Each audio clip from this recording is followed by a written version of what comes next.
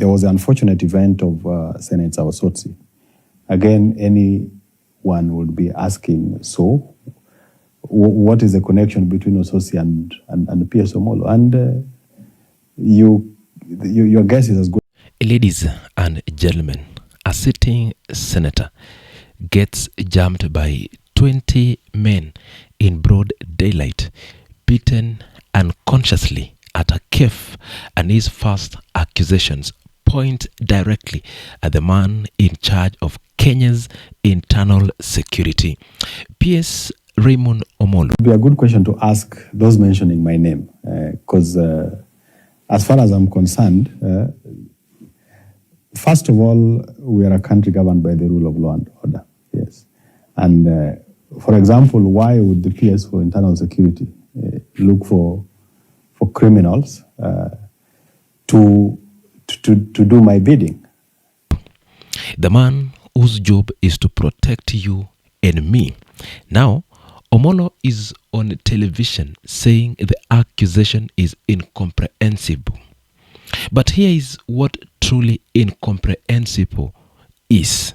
Completely, it's incomprehensible. But that's away from the fact. There was the unfortunate event of Senator Osotsi. Again, anyone would be asking, so what is the connection between Osotsi and PS Omollo? And your guess is as good as mine, completely. But of course, I wouldn't want to be having a back and forth with the politicians. Maybe they have their reasons, and for me, the point is, if there is any criminal action by anyone, the law is very clear. In this particular case, those who are involved have been apprehended. They are being taken through due process. That's where supposed to believed him. Siaya Senator Godfrey Osotsi went to Kisumu and sat at a cafe. 20 young men showed up, surrounded him, and asked him why he supports the one-term slogan. Then they beat him until he blacked out. That was not a robbery. That was a warning. And Osotsi says he has proof he was followed.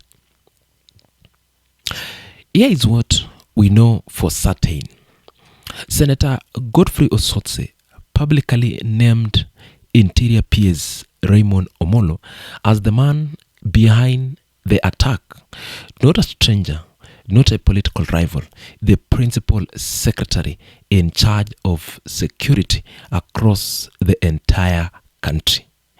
Omollo went on a national TV on May 19, 2026 and denied everything. He confirmed suspects have been arrested. He denied any conflicts with Osotsi. He denied any problem with Homa Bay leaders.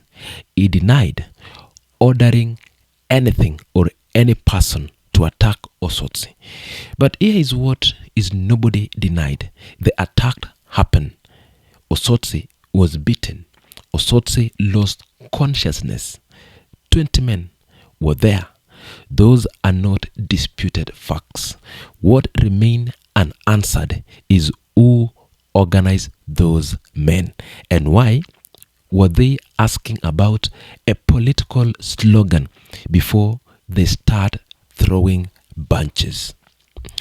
So when a senior government official asked to appear on a television to deny ordering violence against a sitting senator, something is already deeply wrong. That is not normal political noise. That is a sign that security in Kenya has become a tool of politics, and that a lawmaker cannot sit in a public space without wondering if the state is watching him or her, or whether that watching turns into something worse. Omollo says trust the law. Fine, but trust the law to do what exactly? The suspects are arrested, the PS has denied, and the man who was beaten is still waiting for a real answer. When the person in charge of your safety is the one you are afraid of, the system has already failed you. Okay? So this is not about one senator or an incident in Kisumu. It is about whether ordinary Kenyans can speak freely without paying a price. The one-term slogan challenges powerful people who want to stay in power. If you can be beaten unconsciousness or unconsciousness for saying it loud, then every Kenyan politician, activist, or regular person start thinking twice before they open their mouth. That silence is exactly what political violence is designed to produce. Here's the harder question. Osotsi said it on camera that he has evidence. He was being watched before the attack.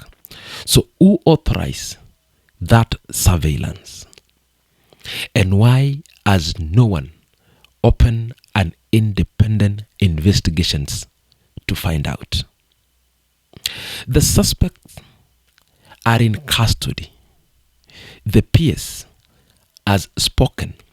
The senator has made his accusation.